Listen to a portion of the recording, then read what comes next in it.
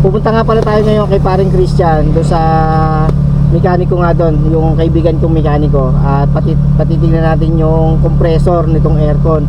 Although hindi naman nawawala yung lamig ng aircon nito ni Loan, kaya lang parang may nagga-grinder o biglang umingay mga kabiyahe. So papacheck ko na yung compressor nito kung ano yung sira. Papatignan natin mga kabiyahe, at samahan nyo ako, patignan natin si Loan. Alright, so let's go.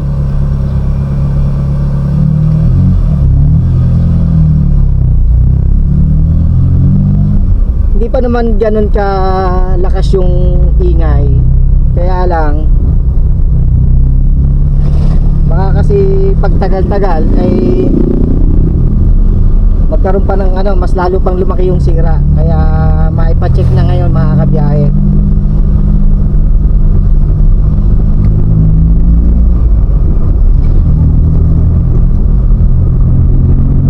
Ang huling gamit kasi namin ito nung nagpunta kami ng Cabuyao nung last week. So naramdaman ko at narinig ko nga na sabi ko parang may nagkikis-kisang bakal dun sa dun sa may makina niya. Kaya nung inangat ko nga yung hood para nga pakinggan, parang nanggagaling dun sa compressor. Kasi pag binuksan ko yung aircon, humihina siya. Pero pagka tulad ngayon hindi naka-aircon, rinig yung parang nagga-grinder. Pero pag binuksan ko yung aircon, humihina yung tunog. So papacheck ko na rin kay Christian para maagapan naman kung ano man yung naging problema nito si Loan. Pero yung lamig niya hindi naman nawawala, ganoon pa rin yung lamig niya. Sobrang lamig pa rin. Tapos maghahanap nga tayo ng climate control nito, gawa ng yung number 2 kasi, yung number 1 hindi siya gumagana, pero nag-i-engage yung kanyang compressor, pero wala siyang hangin. So ang sira daw doon ay yung resistor ng climate control. Kaya baka sa isang araw ay pupunta tayo doon sa Baklasan para nga tumingin tayo ng climate control, kasi yung number 2 ang taas, sobrang lamig. Halos etong dashboard ko na nagmo-moist pagka yung number 2 yung gamit ko. Sana nandito si paring Christian para naman mapatignan ko sa kanya yung umiingay nga sa may compressor. Dito tayo. Peace! Ngayon subukan natin i-aircon.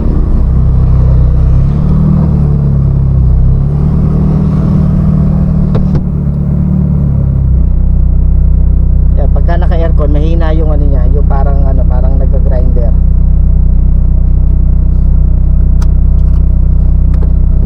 So ipapasok lang namin to.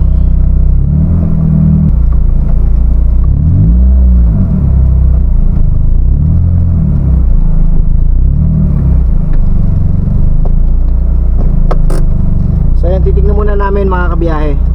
Ayun na si paring Christian.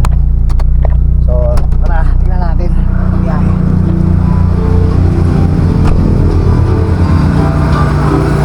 Ito.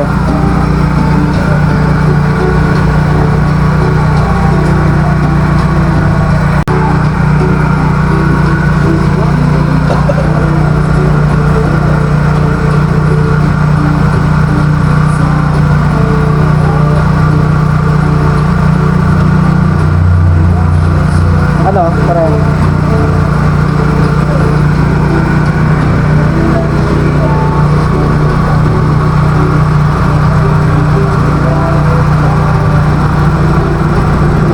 ginagamitan ng stethoscope para rinig kung saan nanggagaling yung ingay.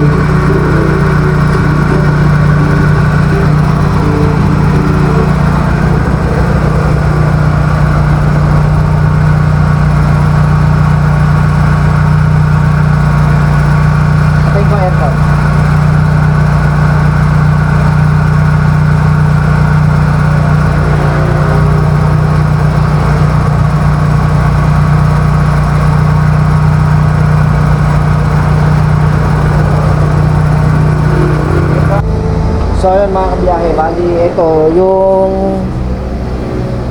yung umiingay pala. Ito yung tensioner. Kung tawagin siya tensioner, pero ano siya, adjuster pulley. Ito mga kabiyahe. Ito pala yung maingay. Kaya pala yung parang may bakal. At buti, shoutout kay parang kay Chris dun sa Baklasan. At may nakuha tayo na na tensioner to, di ba? Sabi tensioner, yung Tensioner pulley. tensioner pulley. Yan mga kabiyahe. Pero yung natin, yung compressor natin, medyo medyo may ingay na rin, pero hindi ganun kalakasan. Akala ko nga kasi kanina, yun yung maingay. Kasi buti, nakita nga kagad yung paring thing na yun nga, yung tensioner pulley, yun yung maingay. Pagka nagpunta kagad ako doon sa Baklasan, pero hindi ko na na-i-vlog kasi nagmamadali nga ako, hindi ko na nadala tong kasi gawa ng umuulan.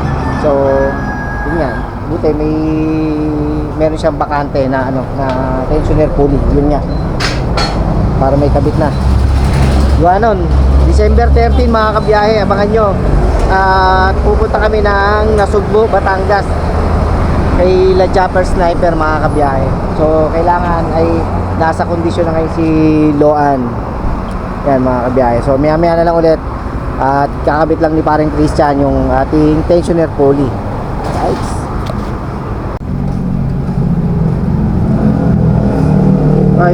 Itong kanan ko, okay itong kanan ko. Wala siyang yung kaliwa lang. Yung belt ko, okay pa pare? Okay pa naman sa ngayon. Ayun, natanggal na yung yung tensioner pulley mga kabiyahe. Sira. Pero parang mas malapad yung isa. Tingnan natin. No? Oo, tingnan natin. Mas maganda yata, mas malapad. Patingin. Kunin ko? Ito. Mas malapad to eh. Ako, yun ang problema. Yun nga eh. Mas malapad eh. Oh. Malaki. Ito yung biyasa yan. Mag isumayan okay lang.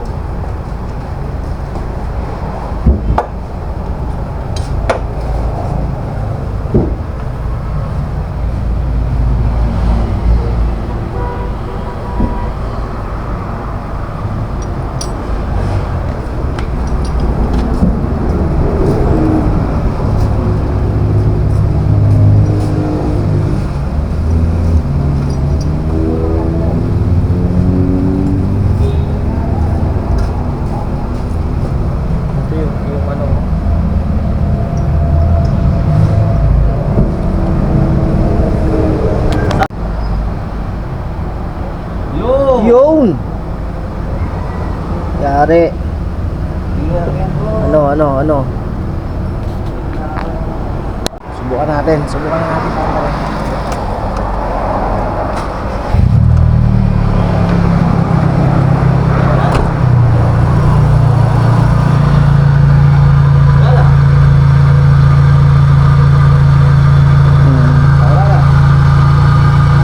Ayun yung isa, sa yun compressor na yun Dito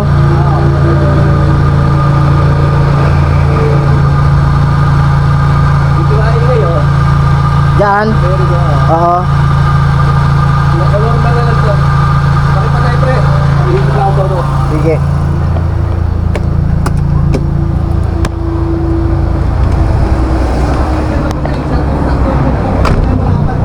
Ha? Maganda malaman. Walang daplis yung yung tawag doon. Yung belt. Yung belt. Okay. Ay, sakto yung belt. Tapos yung aircon mo.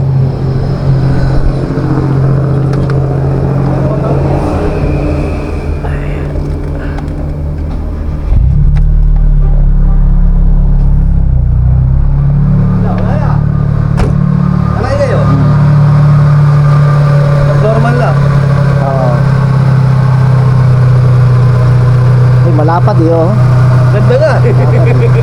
Walang sayaw yung belt.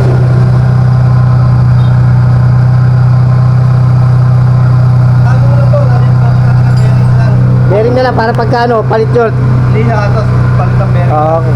Soft Yun. lang. Puro lang bearing yan. Wala Sige, sige. Okay. Siyempre, salamat kay kay parang Christian. Laging nandiyan pagka kailangan natin. Woo! Alright. So, yun mga kabiyahe, bali ang pinalta natin ngayon ay yun nga, yung tensioner pulley.